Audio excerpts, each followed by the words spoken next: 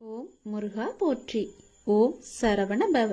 என் அன்பு குழந்தையே, உன் மீது எனக்கு இருக்கும் அன்பானது எல்லையே இல்லாதது.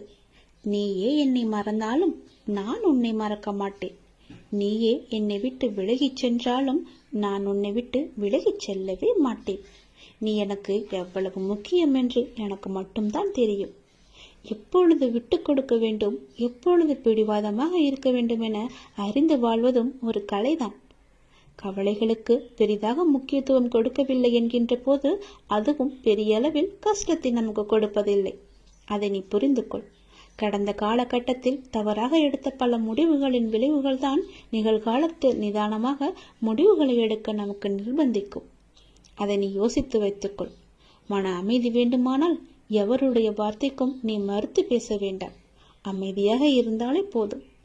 சிறிது காலமாக உனக்குள் இருந்த மனப்போராட்டத்திற்கு இப்போது விடை கிடைக்கும் நேரம் வந்துவிட்டது. அதற்கான விடையை தேடி நீ எங்கும் போக வேண்டாம். அதுவே விடை தேடி வந்து கொண்டிருக்கிறது. இதை நோக்கி உன்னை வேண்டி என்னிடம் வந்து நின்றாயும் அதனை உனக்கு அள்ளித்தர நான் வாழ்ந்திருக்கிறேன். மன நிறைவுடன் நான் அள்ளி அள்ளி கொடுப்பதை நீ பெற்றுக்கொள். நீ வாழ்ந்த இந்த வாழ்க்கையில் பலவற்றை நீ இழந்து விட்டாய். ஆனால் இன்று இழந்ததை புதுப்பித்து கொடுக்க நான் வந்திருக்கின்றேன். தன்னை பற்றி பிற நல்விதமாகத்தான் நினைக்க வேண்டும் என்பதை நீ எப்பொழுதும் விரும்பக்கூடாது. உன்னுடைய இயல்பு மாறாமல் நீ இரு. படைத்தவருக்கு தெரியும் யார் சிறந்தவன் என்று. தனிமையில் அழுகை, காரணம் தெரியாத சோகம், நலமா என கேட்டால் கொட்டிவிட தயாராய் இருக்கும் கண்ணீர், அத்தனையில் இருந்தும் நான் உன்னை கண்டிப்பாக விடுவிப்பேன். நான் உனக்கு துணையாக இருக்கின்றேன். கதறி அழுதது எல்லாம் போதும். கதறி அளவு முடியாமலும் கண்ணீரை அடக்க முடியாமலும் எதையோ நினைத்து சந்தேகத்தில் பயந்து கொண்டே இருக்கின்றாள். வீதியில் நீ கடந்து சென்ற பாதையை நான் நிச்சயம் அறிவேன். உனக்கான கள்ளக்காலம் நெருங்கிவிட்டது தங்கமே. விரைவில் உன் நலம் நிச்சயமும் கிடைக்கும். இழந்தது எதுவாக இருந்தாலும் அதை பற்றி நீ பயப்படாதே. அதை விட மிக பெரிதாகவே சிறந்ததாகவே பல மடங்கு நன்மையுடன் உனக்கு கிடைக்கும்படி நான் அருள் புரிகிறேன். நிச்சயம் கிடைக்கவும் செய்வேன். எதை பற்றியும் சிந்திக்காதே. நல்லது மட்டுமே நினை. உன் வாழ்வில் பல நல்ல நல்ல அற்புதங்கள் மாற்றங்கள் எல்லாம் நடக்கப் போகின்றது. என்னை சரணாகதி அடைந்தவர்கள் துன்பத்தில் விழும் தருவாயில் எனது 4 கரங்களையும் கொடுத்து அவனை மேலே எழச் செல்வேன். நான் அவனை முழுமையாக கண் இமை காப்பது போல காத்து கொண்டிருக்கிறேன். இந்த அப்பா நான் உனக்கு துணை இருக்கும் போது என்னை மீறி உன்னை எதுவுமே நெருங்காது. இறைவா, நடத்தியதும் நீ, நடத்தப் போவதும் நீ. இனி நடப்பவை அனைத்தும் நன்மையாக தருவதாக இருக்கட்டும் என்று நீ என்னிடம் கேட்டாய் அல்லவா? அது நடக்கப் போகிறது. உன்னுடைய வாழ்க்கையில் உன் கஷ்டங்கள் எல்லாம் மாறி நன்றாக வாழ வேண்டும், பெரிய மாற்றம் வேண்டும் என்று கேட்டாய் அல்லவா? நான் சொல்வதை கேள். உன் வாழ்க்கைக்கான பெரிய மாற்றம் வந்து கொண்டிருக்கின்றது. நான் சொல்வது போலவே நீ நடந்து கொண்டால் நிச்சயம் உன் வாழ்க்கை மாறும். உண்மையாகவே உனக்கு ஒரு நிலை மாற்றம் தேவை என்றால் பிறரது பிழைகளை நீ உதாசீனம் செய்துவிடு. பிறர் பிழைகளோடு உனக்கு எந்த தொடர்பும் இல்லை. நீ யார்? அவர்களை பொறுத்த அளவில் குறுக்கிட கேட்கிறார்களா என்ன? அவர்கள் வாழ்வில் குறிப்பிட்ட உனக்கு எந்த உரிமையும் கிடையாது. நீ உன் காரியத்தை மட்டுமே கவனித்து வா. ஆனால் அதே சமயம் உன் பிழைகளை உதாசீனம் செய்து விடாதே. அவற்றை மாற்ற வேண்டியிருக்கிறது. அவற்றை வென்றெடுக்க வேண்டியிருக்கிறது. வழக்கமாக எல்லோரும் தத்தமது குறைகளை கண்டு கொள்ளாமல் பிறரது பிழைகளை பற்றி பெரிதுபடுத்தி பேசுகிறார்கள். அதுதான் அகங்காரத்தின் போக்கு. ஆகவே அகங்காரமற்று இருக்க வேண்டும். முயற்சிதான் வெற்றியின் முதல் படி. அதை அடைய எத்தனை முறை தோற்றாலும் முயற்சியை மட்டும் விட்டுவிடாதே. எண்ணத்தில் தூய்மையும், சொல்லில் இனிமையும், செயலில் நேர்மையும் கொண்டு வாழ்க்கை வாழ்ந்து வந்தால், நம் எளிமையான வாழ்க்கையை வாழ்ந்து வந்தால் நிச்சயம் நம்முடைய வாழ்வில் நல்ல மாற்றங்கள் ஏற்படும். உனது எண்ணங்கள் அனைத்தும் தவறாக நடக்கின்றது, என்ன செய்வது என்று யோசிக்காதே. அனைத்தும் மாறும். எதிலும் நிதானமாக யோசித்து செயல்படு. அவசரப்படாதே. நிச்சயம் வெற்றி கிட்டும். உன் வாழ்க்கையில் நடக்கின்ற யாவும் உன் கர்ம வினைகளின் படிதான் நடந்து கொண்டிருக்கிறது. அப்படி இருக்கையில் நீ துயரங்களை எதிர்கொண்டுதானே ஆக வேண்டும். உன் கர்ம பந்தத்திலிருந்து விரைந்து விடுபட உன்னால் முடிந்த அளவுக்கு நன்மைகளை செய்து கொண்டே இரு. அந்த நன்மைகளை செய்வதை விட்டு விடாதே. உன்னிடம் உதவிக்கு வருபவர்களை உதாசீனப்படுத்தாதே. உன்னால் முடிந்த உதவியை இல்லை என்று சொல்லாமல் நீ அவர்களுக்கு செய். இல்லை என்ற சொல்லே உன் வாயிலிருந்து வரக்கூடாது. உன்னை காக்கும், அதுவே இக்கட்டான சூழ்நிலையில் காக்கும். உன்னுடைய தர்மமே உன்னை காக்கும், உன்னை சூழ்ந்து நிற்கும். வாழ்க்கையில் இன்பமும் துன்பமும் அவரவர் கையாளும் வகையில்தான் இருக்கின்றது. மற்றவர்கள் எல்லாம் நிம்மதியாக சந்தோஷத்துடன் வாழ்கின்றார்கள். நமக்கு மட்டும்தான் துயரம் இருக்கிறது என்று நீ புலம்பிக் கொண்டிருக்கிறாய். அது முற்றிலும் தவறு. எல்லோருக்குமே அவரவர் வாழ்க்கையில் சென்று பார்த்தால்தான் தெரியும் அவர்கள் படும் கஷ்டங்கள் என்ன, துயரங்கள் என்ன, எவ்வளவு அனுபவிக்கிறார்கள் என்று. பொறுமையையும் நம்பிக்கையை மட்டும் எந்த சூழ்நிலையிலும் கைவிடாதே. யாரோடும் உன்னை நீ ஒப்பிட்டு கொள்ளாதே. பொறுமையும் நம்பிக்கையும் உன்னில் சூழ்நிலையில் எப்போதும் காப்பாற்றும். உன்னை விட்டு யார் விலகினாலும் நீ கவலைப்படக்கூடாது. எல்லாம் நன்மைக்கே என்று எடுத்துக்கொள்ள வேண்டும். நீங்கள் மென்மேலும் வளர்ச்சியடைந்து வாழ்வில் வெற்றி பெற வேண்டும் என்றால் நான் சொல்வதையெல்லாம் நீ கடைப்பிடித்துதான் ஆக வேண்டும். உனது வாழ்க்கை எல்லா செல்வ வளங்களையும் பெற்று மகிழ்ச்சியாக மாற வேண்டும் என்றால் நான் சொல்வதை நீ கடைப்பிடித்துதான் ஆக வேண்டும். இவை அனைத்துமே உன்னை வந்து சேரும்படி நான் அமைத்து தருகிறேன். உன் லட்சியத்தில் மட்டும் உன் கவனத்தை செலுத்து. யாருடனும் உன்னை நீ ஒப்பிட்டு பார்க்காதே. உன்னை யாருடனாவது ஒப்பிட்டு பார்க்க வேண்டும் என்று நினைத்தால் நீ உன்னுடனே உன்னை பற்றியே முன்காலத்திலும் இப்போதும் உள்ளபடி நீ ஒப்பிட்டு பார். நிச்சயம் உன் வாழ்க்கை எப்படி மாறியிருக்கிறது என்று உனக்கே தெரியும். மேலும் பெரிய மாற்றம் வேண்டுமென்றால் நான் சொல்வதை இப்போதே கேள். பெரிய மாற்றம் உன்னை தேடி வந்து கொண்டிருக்கிறது. என்னை அன்போடும் உண்மையோடும் கூப்பிடுகின்ற எல்லோருக்கும் நான் பக்கத்திலேயே இருக்கின்றேன். இருப்பது ஒரு வாழ்க்கை. யாரையும் வெறுக்காமல், யாரையும் துன்புறுத்தாமல் நீ வாழ்ந்துவிட்டு நாம் செல்ல வேண்டும். நல்லதே நடக்கும் உனக்கு. ஏனென்றால் நீ நினைத்த செயல் விரைவில் என் ஆசையுடன் உனக்கு நடக்கப் போகின்றது. உன்னை சரியான நேரத்தில் கை தூக்கி விடப் போகின்றேன். தற்போது நடக்கின்ற அனைத்துமே உனக்கு எதிராக நடப்பது போல் தோன்றலாம். ஆனால் இறுதியில் நான் அனைத்தையும் சரி செய்வேன். என்னுடைய நேரத்திற்காக நீ கொஞ்சம் பொறுமையாக காத்திரு. அனைத்தும் உனக்கு வெற்றியாக அமையப் போகிறது. உனக்கு வெற்றியாய் அமைய நான் என்றுமே துணை இருப்பேன். சில நேரங்களில் நீ தனியாக நடக்க வேண்டும். ஏனென்றால் நீங்கள் கூட்டமாக நடக்கும்போது அந்த பாதையை நீ இழக்க எப்போதும் வாய்ப்பு இருக்கின்றது. அதை மறந்து விடாதே. கூட்டமாக நடக்கும்போது யாராவது ஒருவர் பின்னே தள்ளிவிடுவர், அல்லது முன்னே தள்ளிவிடுவர், அல்லது பக்கமாக தள்ளிவிடுவர். அதனால் நீ எப்பொழுதும் தனியாகவே நடக்க கற்றுக்கொள். எனவே நீங்கள் தனியாக நடந்து சென்றால் எதற்குமே வருத்தப்பட வேண்டாம். உனக்கு யாரும் துணை இல்லை என்றும் நீ கவலைப்பட வேண்டாம்.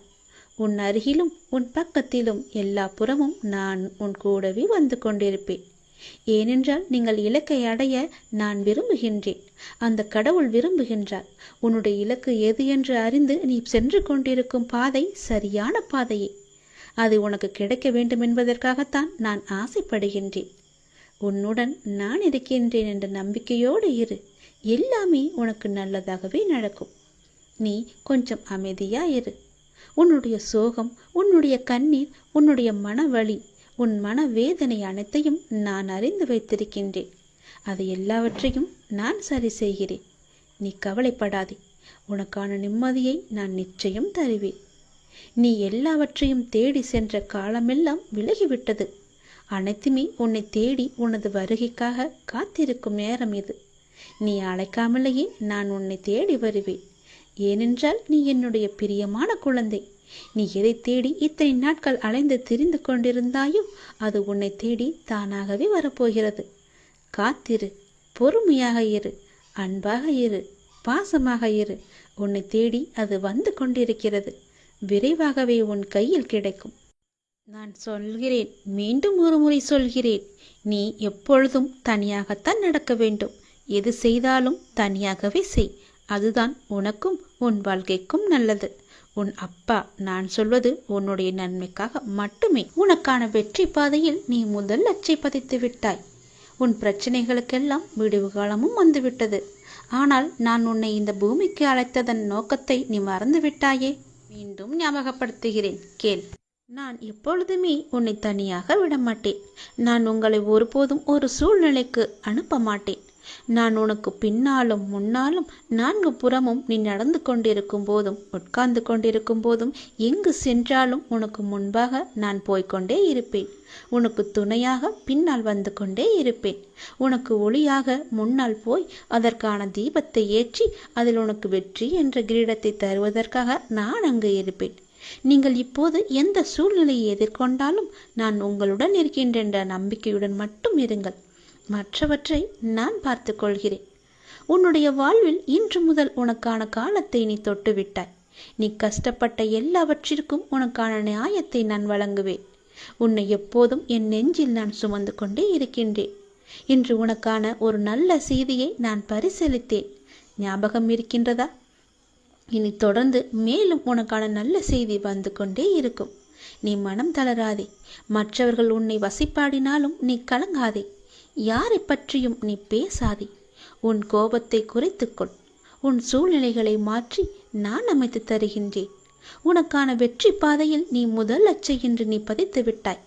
விரைவில் அது நீ ஓவியமாய் பயணிக்கப் போகின்றாய். இன்று நீ கண்ணீர் மல்க என் முன் நின்றாயல்லவா? என் பிரச்சனைகளுக்கு விடிவு காலம் இல்லையா என்று கேட்டாயல்லவா? அதற்கு நான் உனக்கு இன்று முதல் நேர்முகமாகவே பதிலளிக்க ஆரம்பித்து விட்டேன். உனக்கு நிச்சயம் நல்லது நடக்கும். வெற்றி பாதையில் நீ நடைபோடப் போகின்றாய். உன்னை விட்டு நான் எங்குமே போக மாட்டேன். உன் கூடவே இருந்து உனக்கு துணையாக எல்லாவற்றையுமே நானே செய்து தருகிறேன். எப்போதும் உன் கூடவே நான் இருப்பேன்.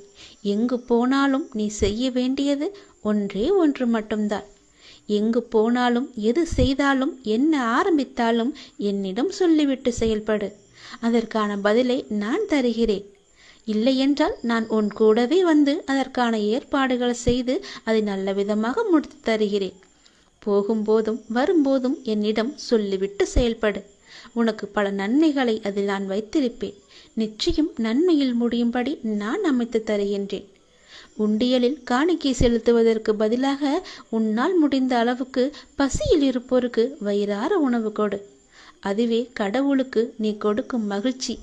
கடவுள் எப்பொழுதும் உன்னை பற்றியே நினைத்து கொண்டிருக்கிறார். உன் துன்பங்களை பற்றியே நினைத்து கொண்டிருக்கின்றார். உன்னுடைய கர்மக்கள் எல்லாம் ஒழிய வேண்டுமென்றால் உன்னால் முடிந்த அளவுக்கு மற்றவருக்கு வயிறார உணவு இடு. அது போதும். உன் கர்மாக்கள் எல்லாமே ஒழிந்துவிடும். இறைவன் நம் எல்லோரையும் மீண்டும் மீண்டும் படைப்பதற்கு காரணம் என்ன தெரியுமா?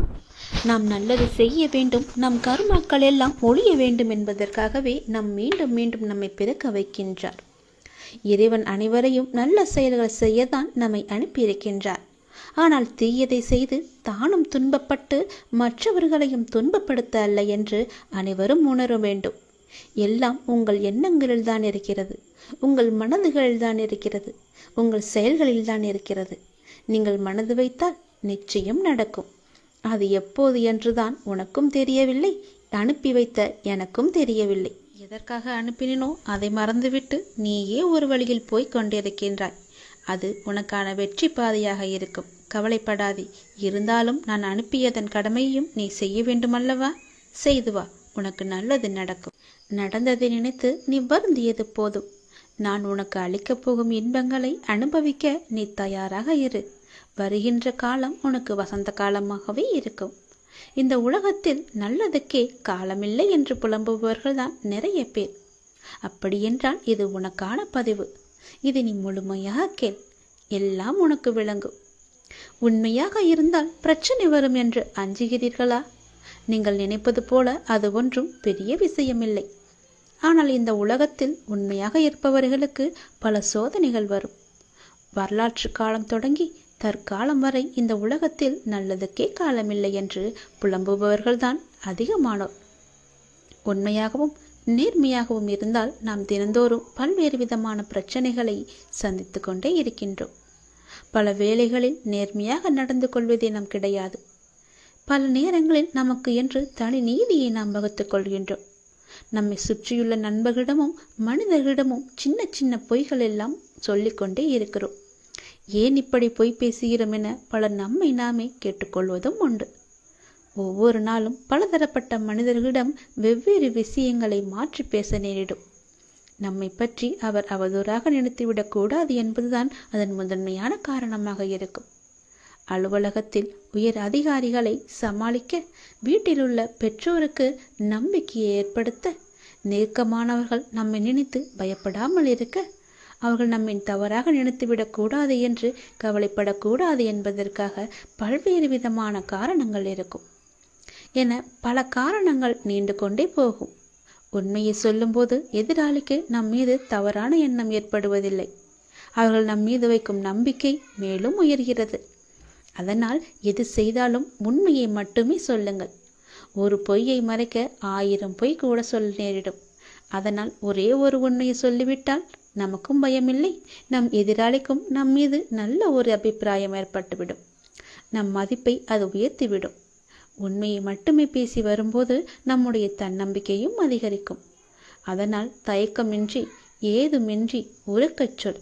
உண்மையை உரக்கச் சொல். பின்னால் வருவதை பார்த்து கொள்ளலாம். பொய்யை சொல்லி மாட்டிக்கொள்வதை விட உண்மையை சொல்லி ஒரு நாள் கஷ்டத்தை அனுபவித்து விடலாம். பிறகு நமக்கு எப்பொழுதுமே மகிழ்ச்சிதானே. நாம் பயந்து பயந்து வாழ வேண்டும் என்ற அவசியம் கிடையாதே. எல்லாவற்றிலும் துணிந்து நாம் இறங்கிவிட்டால் பிறகு ஏன் பயப்பட வேண்டும்? உண்மையை உரக்கச் சொன்னால் எதற்கு நாம் பயப்பட வேண்டும்? உண்மையை மட்டும் பேசினால் யாருக்கு நாம் பயப்பட வேண்டும்? உண்மையை உரக்கச் சொல்லுங்கள். உனக்கு மட்டுமே நீ பயப்படு. கடவுளுக்கு மட்டுமே பயப்படு. உன்னை படைத்த இறைவனுக்கு மட்டுமே நீ பயந்து வாழ். நிச்சயம் உனக்கு நன்மைகள் பல நடந்து கொண்டே இருக்கும்.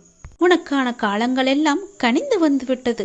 உனக்கான நேரமும் கூடி வந்துவிட்டது. இனி உனக்கு எப்போதும் பயமே கிடையாது. யாம் இருக்க பயமே. நான் உன்னோடு இருப்பதால் புயல்கள் உன்னை நோக்கி வராது என்று உத்தரவாதம் இல்லை. ஆனால் எந்த புயலாலும் உன்னை மூழ்கடிக்க முடியாது என்பதற்கு நான் உத்தரவாதம் அளிக்கின்றேன். சில மாற்றம் உருவாக பல ஏமாற்றங்களை நீ தாங்கிக் கொள். சந்தோஷம் தொடர்ந்து வர பல சங்கடங்களை நீ கடந்து செல். வெற்றி மேல் உனக்கு வெற்றி வர தோல்விகளை நீ கடந்து செல். காலங்கள் கனிந்து வரும் நேரம் வரை நீ பொறுமையாக காத்திருக்க வேண்டும். நான் சொல்வது புரிகிறதா? ஞானத்தை தேடி நீ எங்கும் அலைய வேண்டாம். இது உயர்ந்தது, இது தாழ்ந்தது என்று எந்த கணம் நீங்கள் பிரித்து பார்க்கின்றீர்களோ அந்த கணமே ஞானோயத்துக்கான கதவு முற்றிலும் மூடப்பட்டு விடுகிறது. புனிதம் என்றும் அசிங்கம் என்றும் பாகுபாடும் எதையும் காட்டாதவர்கள்தான் மேன்மையான நிலைக்கு போகின்றார்கள்.